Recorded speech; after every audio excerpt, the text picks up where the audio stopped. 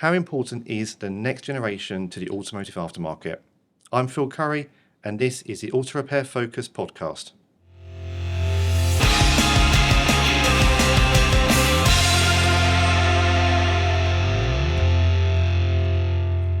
I'm here today at East Coast College, and I'm joined by Matthew Yeldham and Tia Marsh. Thank you both for having me here. Thank you for coming. Thank you for being here with us.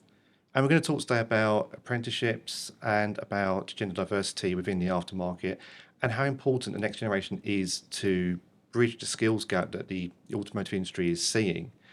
So my first question really, maybe to both of you, how important is the next generation at this present time? Matthew? You can go first. You go first. Okay, very. Just to start off with, very, very important. The next generation in, every industry, but obviously we're speaking about the automotive. We are the up and coming. We are the ones that are going to be taking over. We are the ones that are going to be working day in and day out in this trade and in this industry. And without us, there won't be an industry. So, very important. And just to add to that, I guess seeing it from a college point of view is that there's only an ever-growing skill gap. And the only way to fix that, because there's going to be technicians that are going to age, there's going to be technicians going to leave to go to other industries because of money. The future generation is the one that's going to fill that gap, and they're going to take the industry to further steps because there's going to be new insights and new ideas that take that idea further forward than maybe one of us that's been in the industry for too long. And they are really going to fill those gaps, aren't they? It's almost like it needs to be like a travelator, if you like. You know, we need that new talent coming in because the industry is aging, and as people get older and as beliefs and ideas get older, but as new technologies come in as well. I think that there needs to be a transition between old generation and new generation, and it's not one can go out today and the other one can come in tomorrow. They have to merge together and they have to have a good transition because there's lots of skilled people in the industry now that we need that knowledge because the industry of the old cars is still going to be there, but there is also going to be new generational new knowledge coming through as well. So I think there needs to be a transition and we need to move with the times and not just be stagnating. Absolutely. I think we can work together. Absolutely. Like merging, like you say, there's invaluable information which is in the trade anyway, which, mechanics have been working for 10, 20, 30 years. They have learnt things on the job. They've learnt tips, they've learnt tricks, they've learnt little ways around things to make jobs easier, to make jobs quicker, that we need to learn from them. So we need to work together. But again, as technology is evolving, it's a known thing that younger people are better with technology. We just are. And, as kids are born, they're becoming out the womb with a phone in their hand. Like, it's so easy for the younger generation to navigate technology. So as we can learn from the older generation with spanners, they can learn from us. So it's not like we're trying to push them out. We need to integrate our skills together. They can help us and we can help them. I think there's a fear factor from the older generation and the old industry that we don't need change, we don't need... And I think they're also scared that things are becoming so advanced that everything they learn is irrelevant anymore, but that isn't actually the case. It just means the industry is embracing a change. They need to move with it, and actually taking on someone who is the future generation can help them develop also as a person, but also as a technician. No, that's a really good point. As the aftermarket, I've always felt, is one that has to be reactive rather than proactive to the rest of the automotive industry. We've got emissions legislation coming through that's pushing through electric vehicles. We've got safety regulations coming through that push ADAS into vehicles. And the aftermarket has to pick up the pieces because 3-4 years down the line, these brand new cars are coming into the independent garages, coming, through supply chains where, manufacturers need to start developing parts for them, whether it's sustainable brake pads or, looking at remanufacturing. So the aftermarket doesn't really have the opportunity to lead as such when it comes to technology, but can it lead its skills? Yes, it can be far more proactive. It's far too reactive. There's far too many people in the industry that they talk a good game and they say, oh, we're going to do this, but it never happens. And it only happens when the writing's on the wall and they've got to do something, because if they don't, then their brand or their business is having a serious impact. Whereas if they were proactive with technology and they embraced it and moved with it, then yes, they definitely could.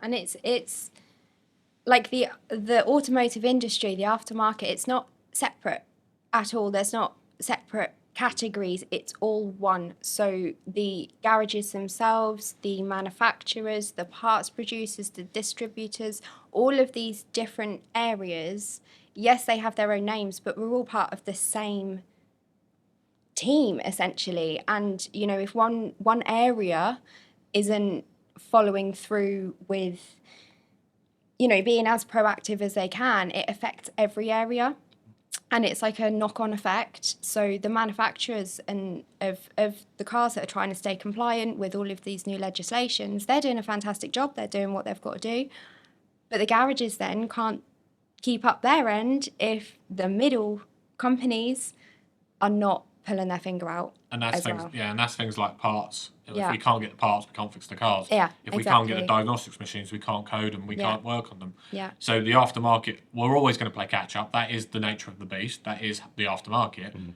But if you haven't got part suppliers and you haven't got diagnostic companies creating these avenues, the aftermarket garages are only going to get further and further away. We need to close that gap, and we need to all work as a team to improve the automotive industry. And I think perhaps new skills across the board, therefore new ideas, new ways of working.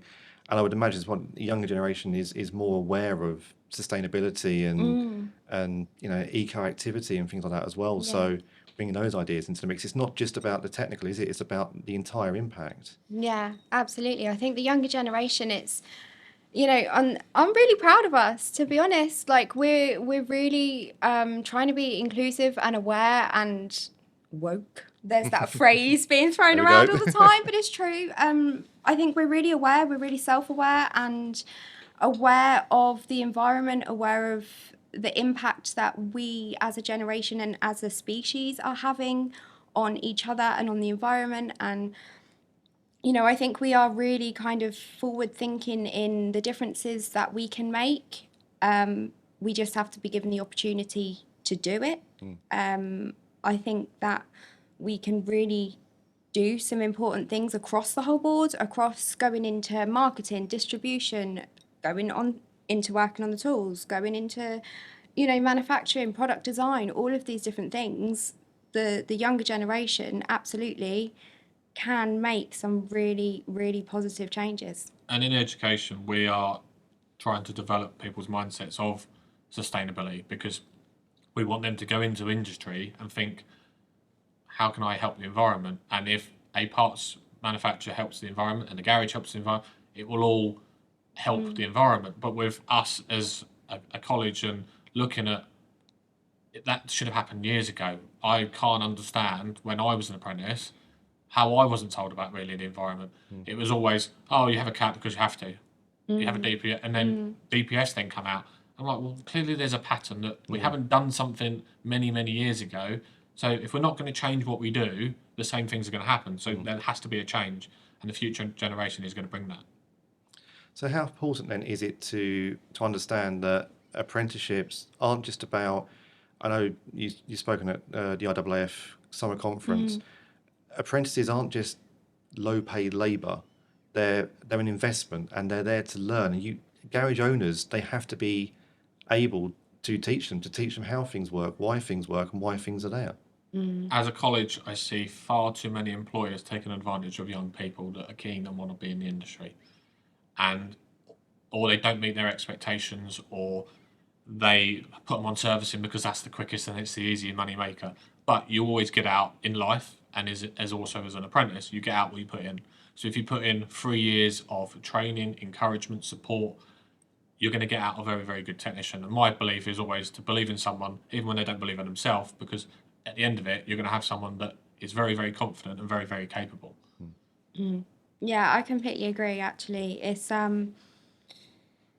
kind of a shame that garages take on apprentices and they aren't fully aware of what they're taking on, the responsibility that they're taking on, and the actions that they're going to have to take in order to nourish the apprentice in the way that they need to be nourished in order to provide the service what the garage wants. Essentially, you know, like Matthew said, you put in what you get out, and you can't take on an apprentice with really high expectations of they're going to do this in less time than everyone put together, and kind of treat them like rubbish. But it's also about understanding them as an individual, understanding that everyone learns differently, understanding equality and diversity, because it may be a man, hopefully it's a woman in that role, and understanding that everyone is different, but it doesn't mean that they aren't capable. They can achieve whatever they can want to achieve, but you have to put in the time and the effort to train them, because we don't know what we don't know. And this is what I have conversations with garages. I'm like, you've taken on the apprentice, you know that they need to do diagnostics, why are they still spinning filters? And they're like, well, that's what we've got in today. I'm like, we'll book other things in, because you need to give them the opportunity to develop and learn. Otherwise, they're only going to be a service person because that's all you've given them. Yeah, and that's really true. And, you know, something that I mentioned at the IAAF conference was knowing that you have to teach the apprentices as a garage owner. Like, Matthew is a college teacher. He is aware of the role he has to play in educating the students. That is his job. However, garage owners are not teachers. They do not know how to teach. And that is a thing. That is, you know, to become a teacher, you have to go through training programs, you have to do qualifications, you have to learn. You learn all of the ways of teaching different people. You learn that actually everyone learns in a different way. Everyone has different learning styles, how much information retention each person has. You can't just bombard people with information because you're only going to retain a certain percentage of it, and then getting frustrated with someone that they haven't remembered everything. You know, and it is commendable that garage owners do take on apprentices, because it is a big responsibility. You are taking on somebody else's life and education into your hands. But I do believe massively think that garage owners or whoever takes on an apprentice should also have some awareness of teacher training. There seems to be a misconception with garages that an apprenticeship is what apprenticeship used to be. But what they forget is that 4 days a week, they are the main source of knowledge and information that apprentice is going to learn. They come to me and we do practical and we do theory, but it's hot topics, tasks, bits of knowledge here, skills here. I can't teach them everything in the 3 years on 1 day a week. So 90% of the source of information comes from the employer. If the employer doesn't buy into it and doesn't back the apprentice and say, actually, I'm going to develop you to be the best technician possible. And I think maybe it's because garages are scared that if they train someone as good as them, they'll either leave or be better than them. But it isn't about that. It isn't about our own inner selves. It's about going, I'm going to plant the seed and I'm going to watch the tree grow. And if I can say the tree's grown, then that's because of me, then to me, I've done my job. And that's what garages should look at, because they might have a technician there for life, as many technicians stay in places all their life, because they have actually seen the effort. But people moan that apprentices leave after their training, but maybe they have to really look back at themselves and go, did I look after that apprentice? Did that apprentice really get out 3 years of blood, sweat and tears out of me? If it's a no, you know you're probably going to lose that apprentice. But if you did, the apprentice is going to be loyal back to you. I was going to say, because I've spoken to a few garages over the years about apprentices, about apprenticeships. Some are absolutely fantastic. They take on several at once, take them under their wings. They've come from that kind of background themselves, so they understand. Obviously, years have gone by and things have changed. But then there's others who have said, "Oh, I had a bad experience with an apprentice. They weren't doing the work. They were just sitting around. They were on their phone." What would you say to those garages that have had that kind of experience? I won't call it a bad experience because, as you said, everything's different. And it depends on the workplace itself. What would you say to garages that have said, I don't know if I'd have an apprentice again because I had a bad experience? I would say, you was an apprentice once. Was you understood? Did someone get you from the first day? Probably not. And have you put in the blood, sweat and tears that is needed for an apprentice? Individuals that are coming out of colleges now aren't the same as what we was. And it's about relating to that student and saying, okay, what is it that we can do better? Why have they picked up sticks and left? It's probably because the garage haven't done something during their training or personally not understood them as a person, that they just think, well, this isn't the place for me. The generation now and the industry now, there's so many opportunities to go and work somewhere else. You don't have to work at the same place. So respecting that as a person is a big value that people forget in apprenticeships. They think you're here to earn money, go home. While actually valuing, say, Tia as a person can go a long way.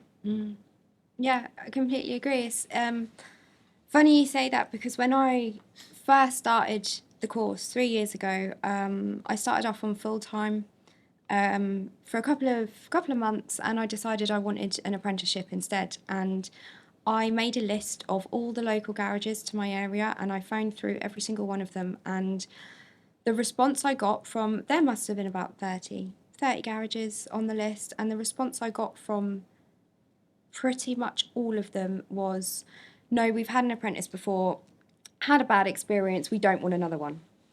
And I understand that it can leave a bad taste in your mouth if you don't have a favourable employee, but everyone's different. And you can't just take that opinion with an apprentice and nothing else. That's like saying, well, you know, we need to hire a receptionist, but the last one we had, she was a bit rubbish, so we're not going to hire a receptionist anymore. You need staff. Not every single person is going to be the right fit for your job, for your garage, for you as a company. Just because you've had a bad experience once, it doesn't mean you should never do it again. And that's with life as well. And to flip it back on them, if I went to their garage and had a bad experience and I never went back, how would they feel?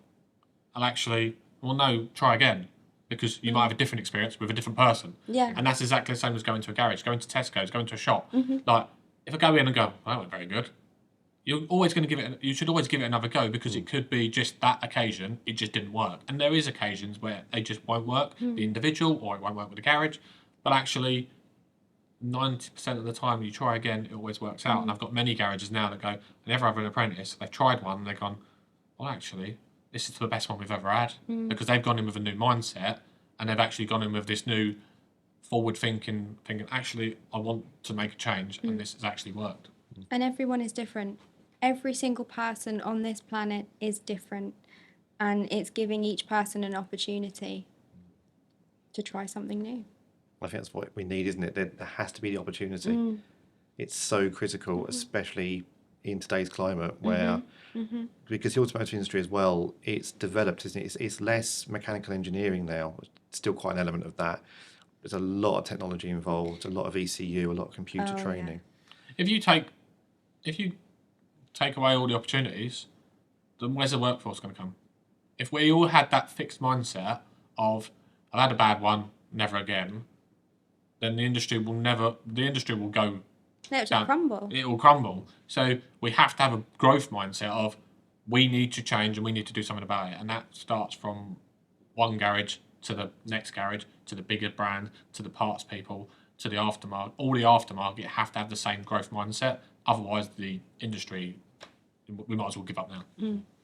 Nothing changes if nothing changes. I like that.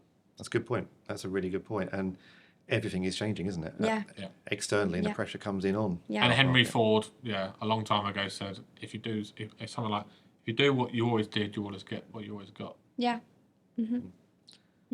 So how important is it for garages to work with colleges? I feel like they're, in the past, and I sort of spoke about it, there's a bit of a divide there where college, garage, and the apprentice sort of going just between the two. But how important is it that colleges, garages look to the college and look for guidance, look for advice, look for advice, and work with you guys? So when I started the college 3 years ago, we had 10 apprentices, and I was like, "Is that all?"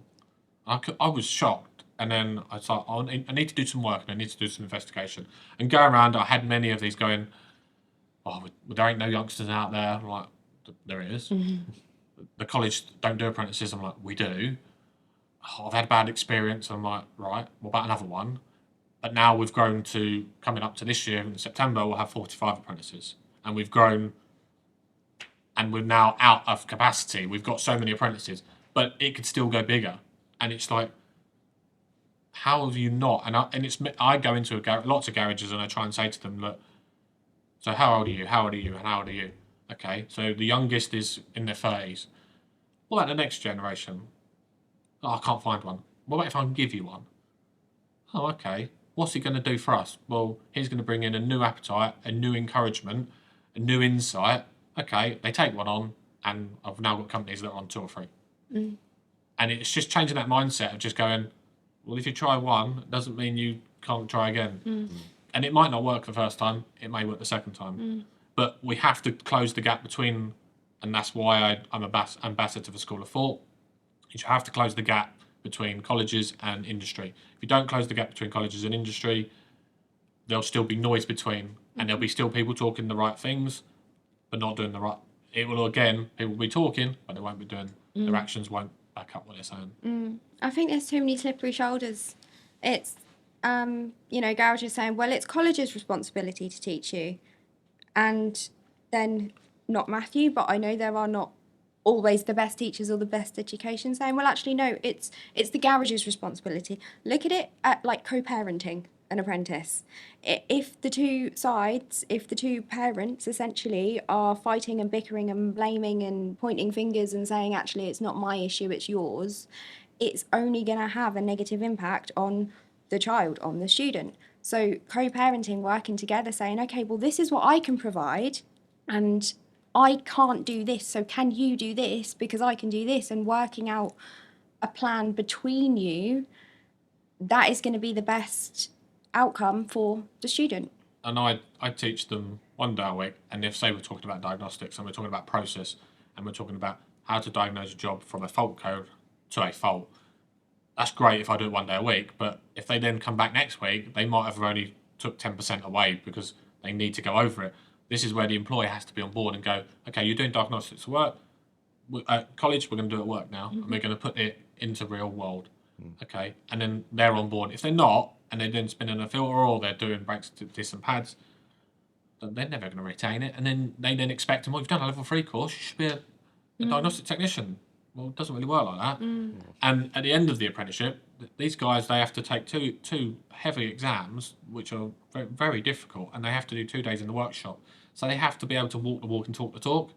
And I am baffled by it. It's a representation on not only the college, but also the garage.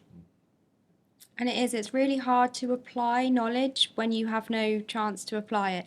It's really hard to practice something, learning any skill, because it's learning a skill, it's learning something new. You have to be able to practice it. You can learn it, you can take it in, you can read it, you can watch it, you can do whatever you need to do to obtain this information.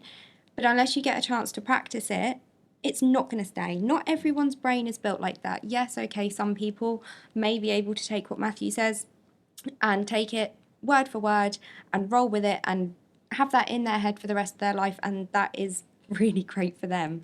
But not everyone learns like that, and most people need to be able to practice and repeat and repeat and repeat in order to be able to fully understand what they've got to do.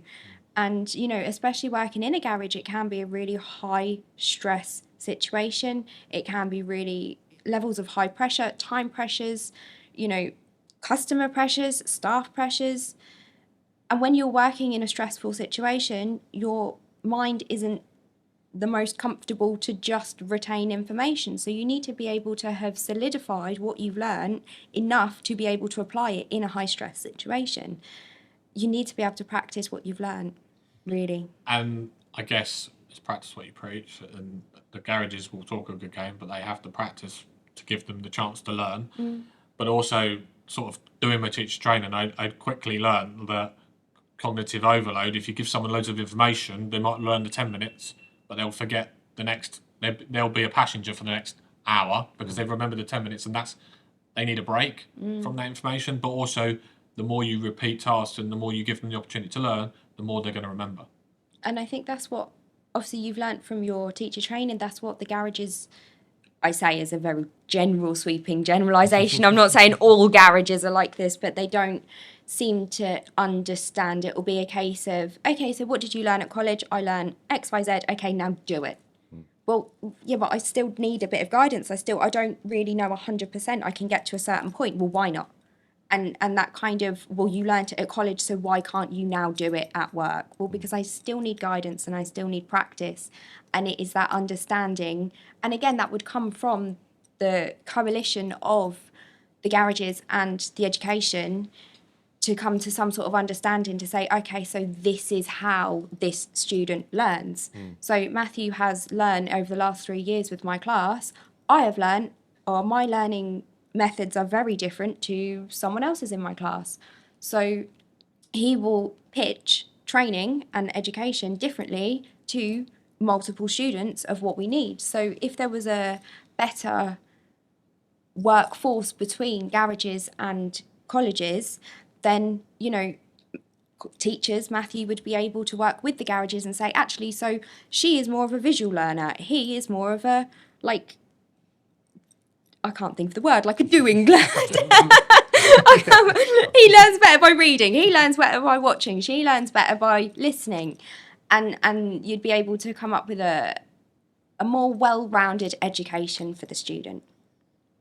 And I'd just add that I hate the fact that college garages say, when I was at college, we never had learners like that. But that's because we didn't know about learners like that.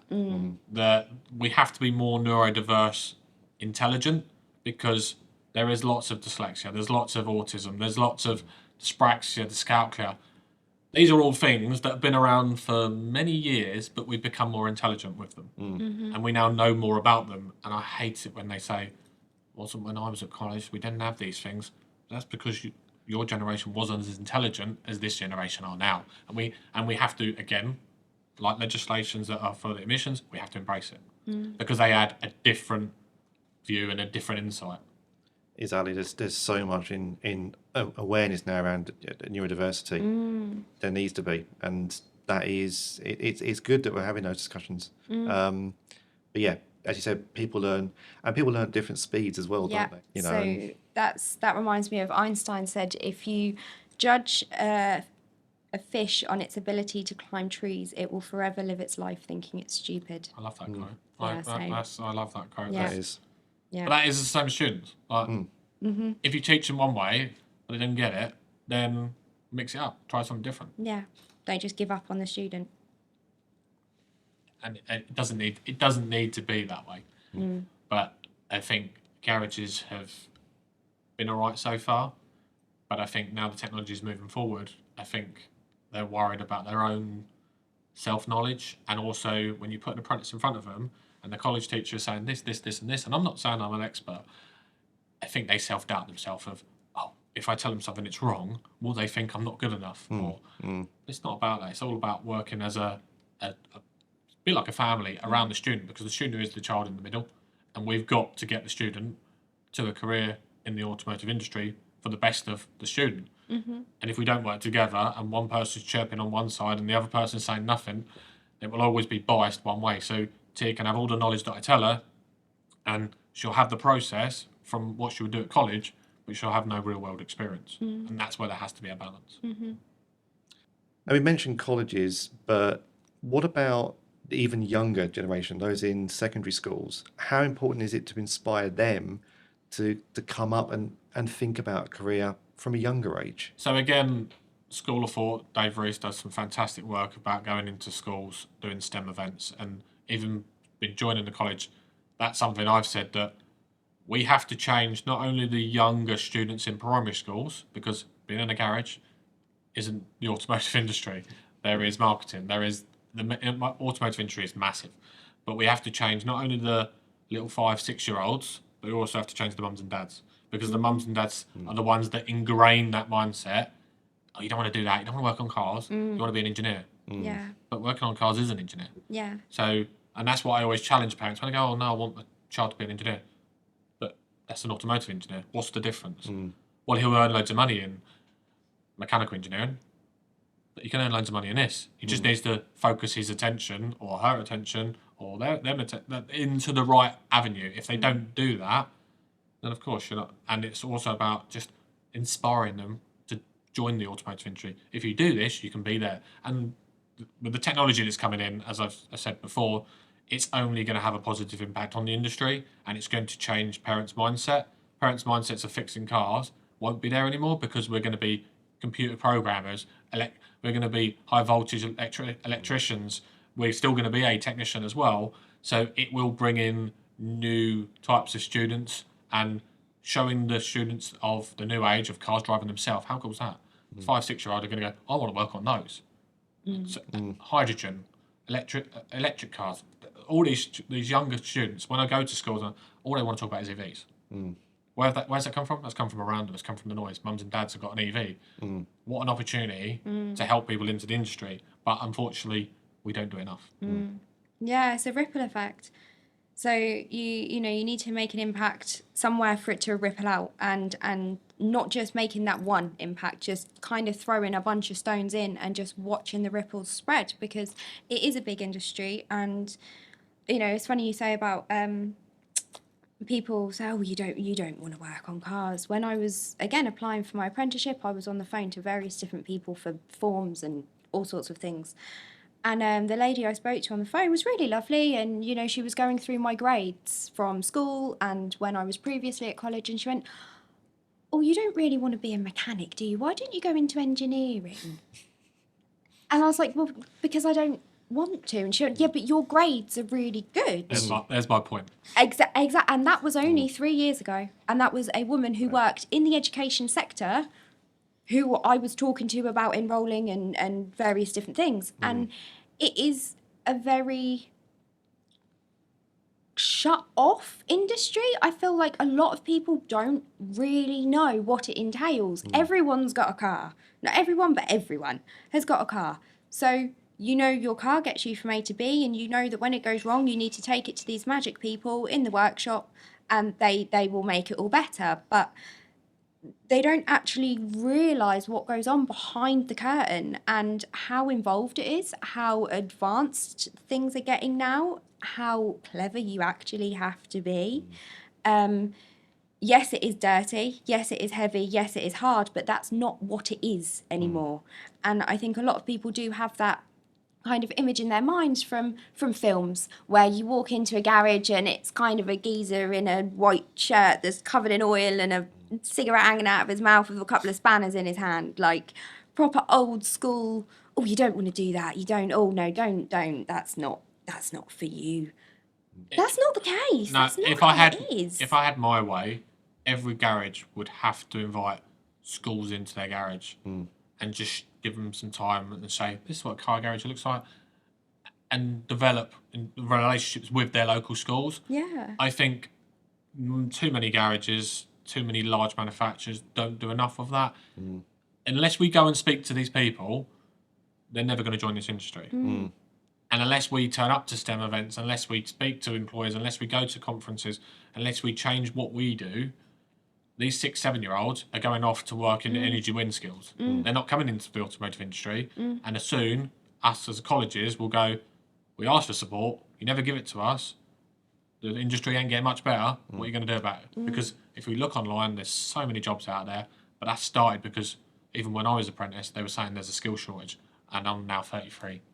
So for 15, 16 years, me being in the industry even longer than that, it's the same things are being said then. They need to change. And the thing is as well, it is really important to get kids when they're young, because you get to 13, 14, and there's massive pressure on you from the education system to choose what you want to do for the rest of your life. You have to choose your subjects, and it is different when you leave school. You realise actually the world is your oyster and you can kind of do whatever you want. But when you are at school, I remember it's so scary, and there's so much pressure at 14 years old to decide what you want to do for the rest of your life, because what you do with your GCSEs or whatever they're called now will lead to what you do at college, will lead to what you do for university, will lead to what you want to do for the rest of your life. And so many young people don't actually know. And because they don't understand how big the motor vehicle industry is, generally the only people that want to get into the automotive is people that have spent time in garages when they were younger, with their parents, with their family, or have just had a love of cars from a really young age. So watching films and just absolutely obsessed with cars. But the automotive industry is so much bigger than that. The aftermarket is huge, and that is seriously lacking because people don't know about it. People just don't know about it. Even before I started the course, I had no idea how big the aftermarket was, really. And I'm still learning, and I'm, 3 years into it. There are so many opportunities that people are just completely unaware of. So you need to hit people early. And like you said, kids go back, they tell their parents what they've done at school, what they've learnt about, this, that, and the other. If a young child is going home really excited, oh my God, we had people come in and they were showing us this and showing us that and showing us how brake discs are made, showing the different, actually, that's really cool. You like chemistry, okay. There is somewhere brake pads, the science and engineering and technology that goes into creating the most efficient brake pad. So overlooked. When you're in the garage, you don't think about it at all. You just open it and say, is it the right one? Okay, let's pop it in.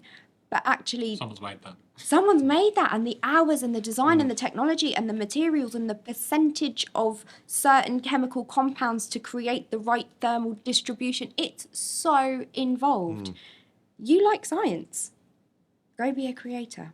There are so many opportunities that people don't know about. And it's the people in front of them that have the biggest voice, and it's not just changing the little 5-year-old's personal opinion, it's also changing the mums and dads, because as Tia said, I was fortunate. I went to Techstars, TMD's frictions factory, and I was literally blown away. I was like, because I was one of the people like, brake pad's a brake pad, but actually there's a team of scientists that are automotive scientists that have created that brake pad. Yeah. And you think, well, what's wrong with when you was in school and you want to be science? Why can't you go into automotive science? Yeah. That might be a really niche job that actually I want to do that. I like cars. I like science. Happy days. Let's go. Yeah. And as technology is advancing so rapidly in the industry, there are so many opportunities for electricians, for engineers, for scientists, for really clever students that either like cars or don't really like cars that much. There are so many opportunities. But the sad part is they normally go to engineering, and then they might see a job in the automotive industry. They might be 20, 30 years later than they could have been.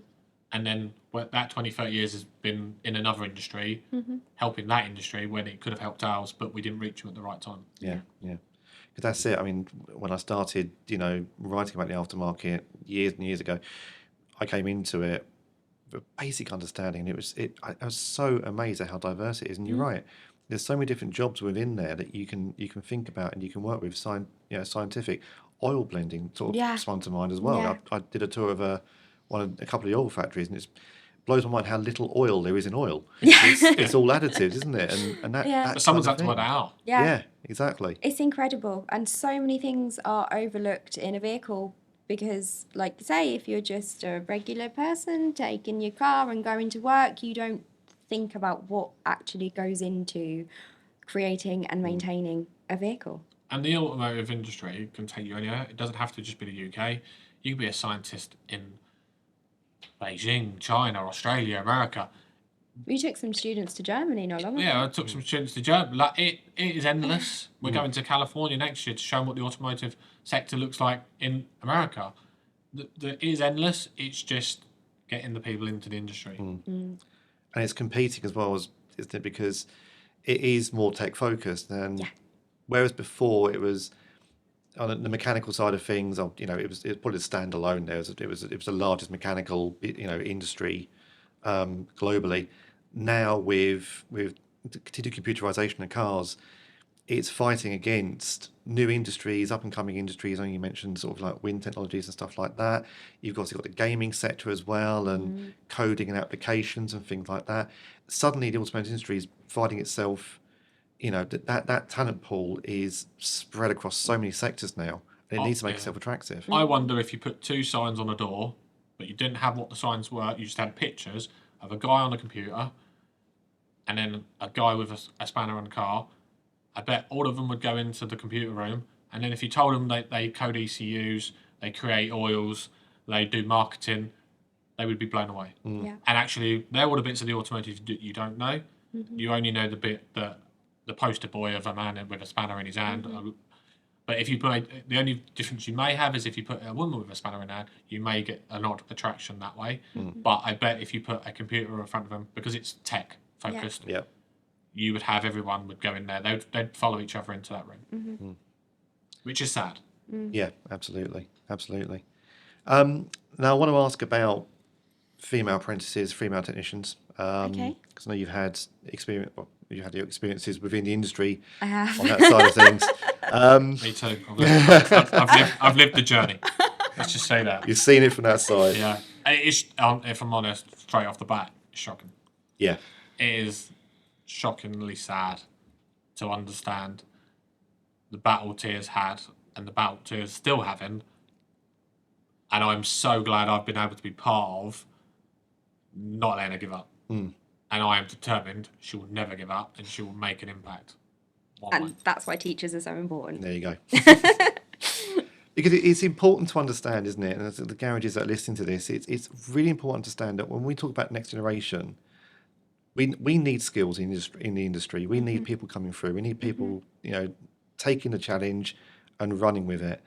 And it doesn't matter the gender because skills are skills, aren't they? And it needs to be understood that it is annoyingly still a male-dominated industry, but it doesn't have to be anymore.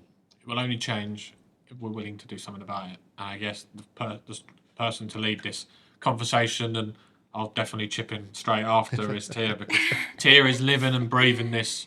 Yeah. And I just feel that she shouldn't have the battles that she has. Yeah. So, yeah, I just... Where'd you start? It's just knowing where to start, to be honest. So, it's tough. Start from the beginning. Really tough. How hard was it? I guess how hard was it to get into the industry? Really hard. It's really hard. Really hard. Just to even get started, because it's a boy's job. It's a boy's job. Why would you want to do that? It's dirty. It's horrible. It's not nice. Why would you want to do that? Well, because I kind of want to give it a go. I kind of want to try, Starting off in various different places with... It's all been men. It's all been men. I have not worked with a single female unless she's been in the office. And I have also been tried to be pushed into the office multiple times because that's where a woman should be. So I have been taken off the garage floor to go and answer the phones because there was a receptionist off sick. And I would be pulled away from doing my work because I should be doing office work. And that didn't last long. That didn't. No. We didn't agree that one. Good. No. It's seen as, well, I shouldn't really. I'm getting angry. So it's simple little things, the silly little things. It's people looking at me as a female and going, well, you can't do it. You can't do the job. So picking up wheels, for example, that is one of the most basic things. I have to take wheels on and off a car. I don't know how many times a day.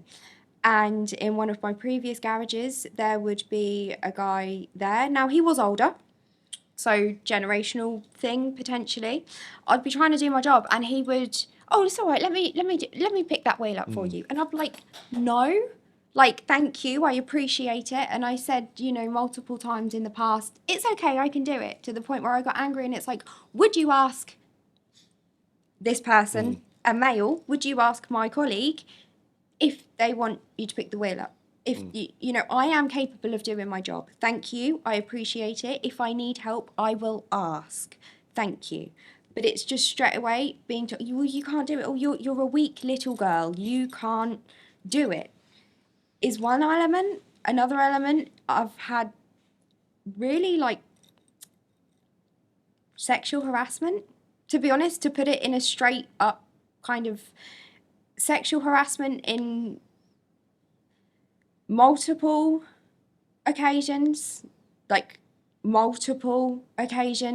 across every single garage I've worked in, whether it's been customers, whether it's been colleagues, whether it's been, anyone involved, it's not nice in any industry. Obviously, in any industry, you should not give any sort of harassment to anyone anywhere, but it's really discouraging because generally it's not seen as a problem, and it's not seen as. And then if I react, which I do sometimes, I react quite strongly to it. It's like, well, why are you getting all stroppy about it? And it's like, well, no, that's not okay. And then it's flipped back on, oh, you're an emotional woman. So it's being a woman in this industry is really difficult. It's really tough. I get questioned by customers. It's the visual kind of look. Some customers, I'll say something and they'll look over my shoulder for clarification to a male, as in, does she really know what she's talking about? Is this true? Do I take this as solid? One time I opened a garage, I was there early. Opened a garage, customer was standing there, hi, can I help you? He was like, no, and looked over my shoulder. And it's like, I work here, can I help you? No. Pushed me out the way with his hand, and I was like, oh. But it's, the knowledge base of, are you sure you should be here? Are you sure you know what you're doing? I don't think you do. It's very condescending. It's very kind of, it puts you down. And I spent the first, year and a half, 2 years believing that I actually shouldn't be here. I think we've had many conversations, me and Tia, about giving up. And I said, I'm not going to let you give up. I will not let you give up, because my job is to believe in you when no one else believes in you. And it's a generational education that everyone needs, that it is not just the garage owners, it's the customers, it's the employers, it's the people that work on the phone, it's the whole world that generate. Why is Tia not allowed to and isn't deserving to be a technician if that's the path she chooses to? Regardless of the sex, it is irrelevant. If she can do the job, then and 90% of the time a female can do a job better than, because a process goes in like that. I don't have to say, we need to do this and this. It's like, what's the process? This is the process. Okay, I wrote it down. I know the process. Not 10 times. And I just think I'm so frustrated that I don't think it's ever going to be a quick fix, but I think there needs to be more noise around it. That we have to educate the customers and also the employers, because we all have to be on the same side. Don't get me wrong, not everyone I've come into contact with, not every garage, the garage I'm at right now has been fantastic, with the fact that I am a girl. Even the point of me having to say that is ridiculous. It's irrelevant. It's completely irrelevant. Absolutely. But there has been, there's been a lot of occasions which are not preferable, really. But men's brains and women's brains work differently. They do. They just do. Man brain, woman brain works differently. And the biggest noise that needs to be made, like Matthew said, is it doesn't matter on your gender. If you can do the job, you can do the job. That's it. You should be given the opportunity to try. It might not stick. It might not last. You might do it and go, actually, do you know what? I've changed my mind. This isn't for me. But that's not a reflection on who you are as a person or as a gender. That's just going, do you know what? I tried it and it's not for me. How many careers have people changed in their life? It's okay to change your mind, but being pushed out of somewhere because you don't fit the role, you don't fit the stereotype of what you should be, that's not fair, that's not okay, and that shouldn't be happening. And me and Tia, I've always said to Tia that, forget you're a girl. That was from day one. Forget you're a girl. That's irrelevant. To me, you're a student, and to me, you will succeed. If I have anything to do with it, and I always say, it's not about me, it's not about work, it's about you. You as an individual, you're going to succeed, regardless of the barriers that we put up. So don't create barriers for yourself. Don't give them what they want. Actually say, you know what? I ain't going to listen to you. I'm going to do everything that you're not. So from that experience, I mean, it doesn't sound great. And you're talking, I think Matthew and I are both shaking our heads at this. It does need to change. I mean, we've seen some more representation in the industry. We've got people like, Louise Baker, Sophie Liddon, She's they've fantastic. come Yeah. through. I mean, from my point of view as a journalist, covering the industry, looking in, there does seem to be more female representation across the automotive industry. More women in the boardrooms, more women as managing directors, a few of the car makers now led by women. Yeah. Absolutely fantastic to see. But it sounds like on the shop floor itself, it's a bit more difficult. Yeah. Yeah. So obviously there are more and more women because women are very strong and we are determined. And if we want something, we will get it. And I am so proud of all of the girls and all of the women that work in the industry and have put up with whatever they've had to put up with, and I know they would have had their own journeys and their own experiences, preferable or not, and they have fought tooth and nail to get where they are, and I am so proud of every single one of them, which is fantastic, and we do need more. We do absolutely need more. On the shop floor, I know there are female mechanics around. I know they exist. I have made a point, Matthew actually encouraged me to get Instagram and find all these female accounts from, I follow them worldwide, and they are there, they do exist. But at least from my experience in this part of the country, I don't know, it could be completely different in a bigger city like London, for example. I don't know, I can only speak from being in Norfolk and being the experiences that I've had. It is, I believe, a generational mindset. I really do. And I'm not making excuses for behaviours, but I believe it is a generational thing. So the boys in my college class are fantastic. They don't see me as a girl.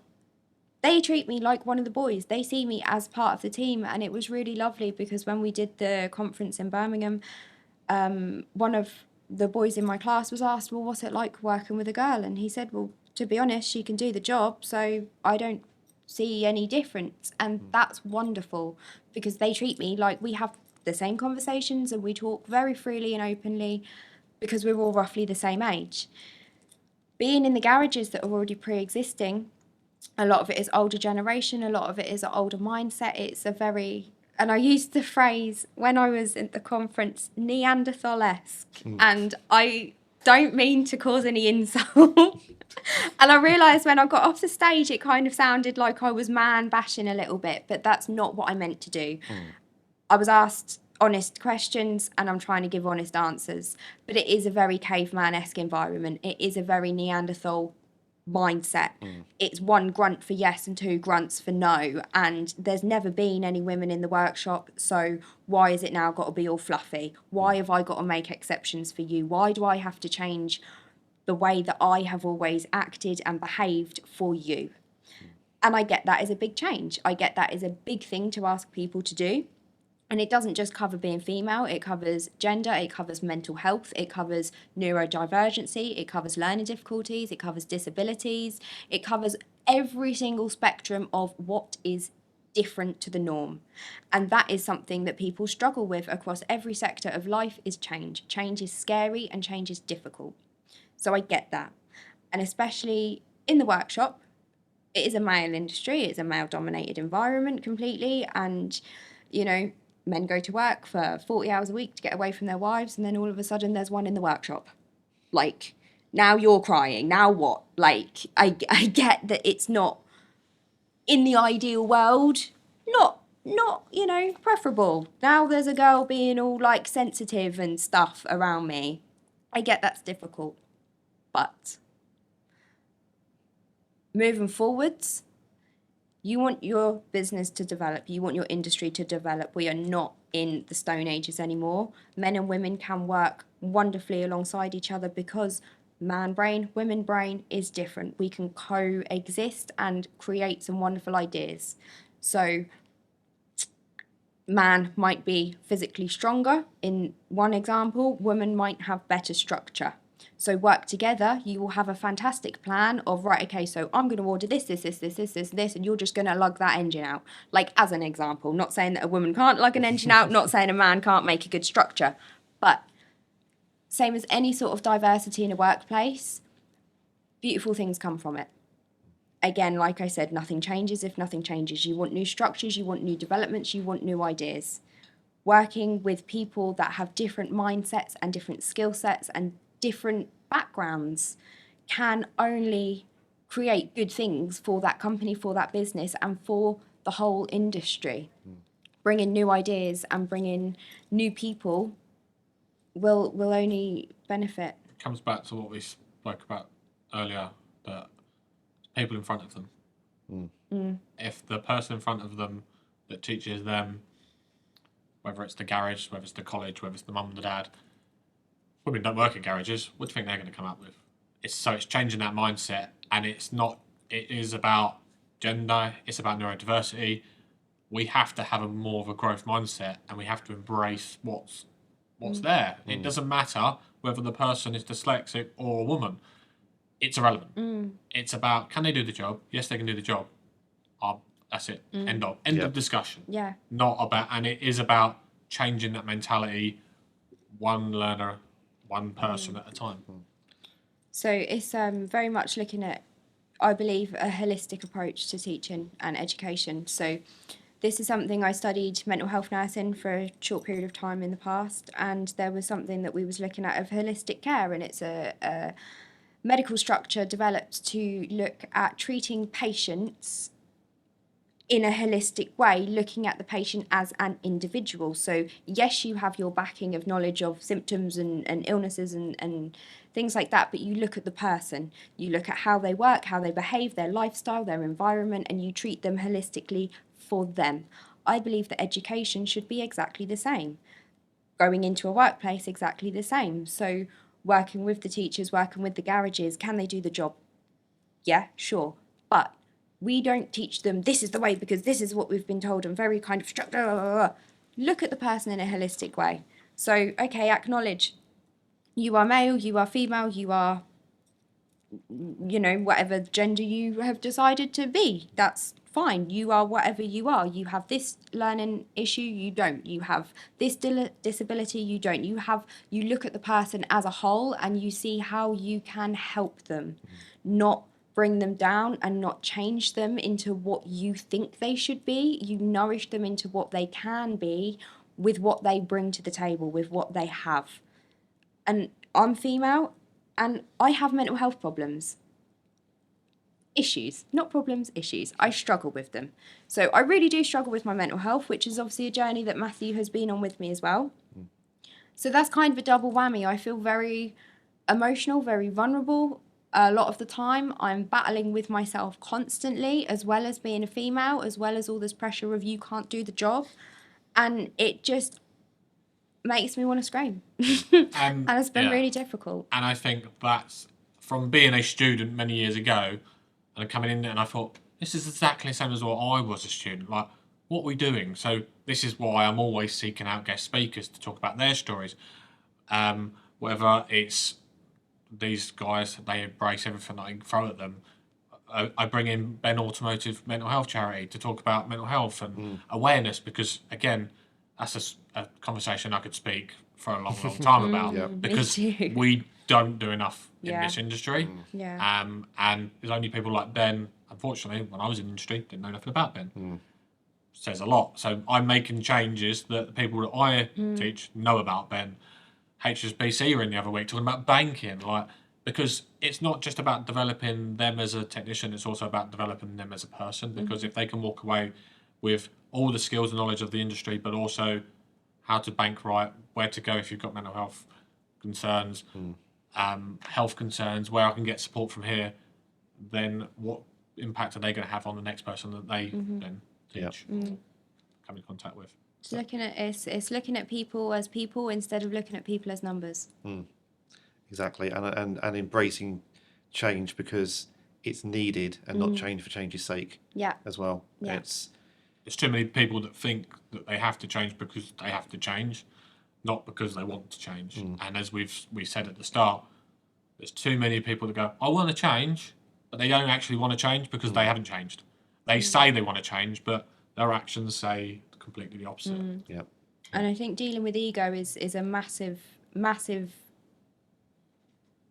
hurdle I think for everyone in life, it's your ego is very fragile, is very delicate, and when people start pointing fingers and saying, actually, you need to do something because what you're doing is wrong, people can get very defensive and very aggressive and not want to make those changes because they feel like they're being attacked, when actually in reality it's not an attack on the industry, it's not an attack on pre-existing garage owners, it's not an attack on anyone in particular. It is simply pointing out, okay, so we have taken a step back, we've looked at the industry as a whole, and we have noticed that there's some gaps, there's some issues, there's some hiccups that we've come across, and we have put our heads together and gone, okay, so maybe we can try this, and this.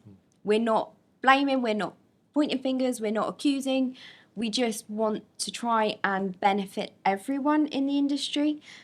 It's not an attack, but a lot of people perceive it as an attack and then get very defensive and then are less willing to make the changes that are required, again, like Matthew said, because they feel like they have to because they're being forced. As opposed to, actually, do you know what? This might actually be a good thing. It's like your mum forcing you to eat vegetables. Like, if you realise, actually, they're not that bad, it's all right and they are quite good for you. But when you're forced to do something, it doesn't go down so well. And unfortunately, the people sitting in this room all think the same, but there ain't enough people like this sitting in the room. Yep. And that is what we have to put our voice together as a collective and as individuals to spread awareness, but as a collective, all grouped together and say, actually, we're going to make a change. Because I would love to change the industry by myself, but it isn't going to happen. I can go to government, I can do it, but that wouldn't make a difference. We have to do it as a collective, and we have to do it as a automotive team. Yeah, and through a ground up kind of building as well. And it's great having the women in the top job, and that's great, and I'm all for that. But what about Tia, that is a technician in a local garage that wants to get there? We have to change how the wheel turns, and if we don't, the wheel will only turn the same as it always has. Yep. So what can garages do, not just for the female representation itself, but the apprentice and the skills itself? What should garages really be looking at? First thing I can say, listen. That is just the number one thing that I could suggest to any single garage, because that is not a specific thing which is going to cost money, which is going to cost time, which is going to cost anything to anyone. All you have to do is listen to your apprentice, to your apprentice's education provider, listen to the actual industry, just listen. And I would echo what Tia's saying, that listen to the person that you've employed. You've employed that person for a reason. Then if you stop listening, then it's just you talking. You might as well talk to the wall. But if you listen to the person that's in front of you, they might actually say, you've told me 10 times, but I still don't get it. Or I actually need to have this day off because of this reason, or I need to have it because I can improve myself. And actually talking to your colleges, like talking to your academies, whatever you're using out there, because if you don't, then you don't know. And you'll just hear what you want to hear. You won't actually hear what needs to be heard. And having an apprentice and going, yeah, they just do what I say, that's great, but you don't actually know what actually is going on. You only know the noise that you say, not the noise that they're saying. And again, it is looking at people as people and not numbers, not employees, not just someone to fill the job application in and just provide you with money and services and that's that. Because, I think unfortunately in this day and age, as much as technology is an amazing thing, I believe that the advancements of technology have made our social abilities dwindle massively. So the art of conversation has kind of disappeared. People don't really know how to listen and how to have conversations and how to interact as genuine people, because there's so much, you're on your phone, you're sending text messages, there's kind of the whole happiness trap of social media and the implications that can have on your mental health. And people are very egotistical now and self-centered, dare I say it, but true. Not everyone, again, sweeping generalisation, but not everyone, and get very easily offended and are very sensitive and kind of, well, this is what I want and this is what I do and this is right, this is me, this is it. Yes, okay, but take a step back. Just take a step back and look around you and observe the people who are around you. Look at your colleagues, look at your employees, look at the industry, look at their education, look at your business, look at your customers. Just take a step back. And like Matthew said, listening to your apprentice, talking to your apprentice, listening to your education provider, whoever it is, and not getting so defensive about taking offence to what people are saying, and this is what I know, this is what I've always done, and this is what's right, isn't always the case. So be willing to make changes without taking offence. Lowering your boundaries a little bit. Not boundaries, lowering your gates. Defences, that's the word. Lowering your defences a little bit. But I also think it's they're worried about, these garages that have been around for 20, 30 years are worried about, am I not good enough anymore? That's not what we're saying. It's not what we've never said. It just means we're changing as a collective, not as a you must. We're changing as a collective. Move with us. Yeah. And it's not thinking, oh, I'm worried, I'm anxious about my own self. Yeah, that's fine. But we can support you as a college, as an apprentice, with an apprentice, to be better, to be improved, to be more modern day. And unfortunately, it's another conversation that social media and phones, we've lost how to talk to a customer. There's many students that I teach, they freeze when there's a person in front of them. But that's part of the job. A person in front, you're not going to have them in front of a screen. That isn't how it works. Yeah. Yeah. And I think talking actually resolves a lot of issues. Actually opening up and talking about something, no matter how difficult the conversation might be, actually talking can de-escalate a lot of issues that can occur, and a lot of anxieties. People have anxiety. That is natural in the human body. Anxiety has stemmed from caveman times, except our fears have come from saber-toothed tiger trying to kill us to opening emails. Like that has just, our fears and anxieties have changed. But, if you are a garage owner and you have that kind of anxiety around, well, am I being pushed out? Am I being told that I don't know anything anymore? Am I being told that I'm not good enough? Well, talking to a teacher, talking to your apprentice, and actually not directly about that, because it can be a difficult conversation, but just, okay, so what have you learned? Oh, okay, so actually, well, when you do this, this is what I normally do. This is what we used to do. How can we incorporate this with this? And growing together, like Matthew said, growing together as opposed to growing apart. And I'm doing some work and some research on anxiety, and it's funny because the more they stay away, the more they feed into that anxiety, that they'll never be good enough. Whereas actually, if they go, actually, I'm anxious about change, but I'm going to do something about it, they won't be anxious anymore. They'll be better for it. Yeah, exactly.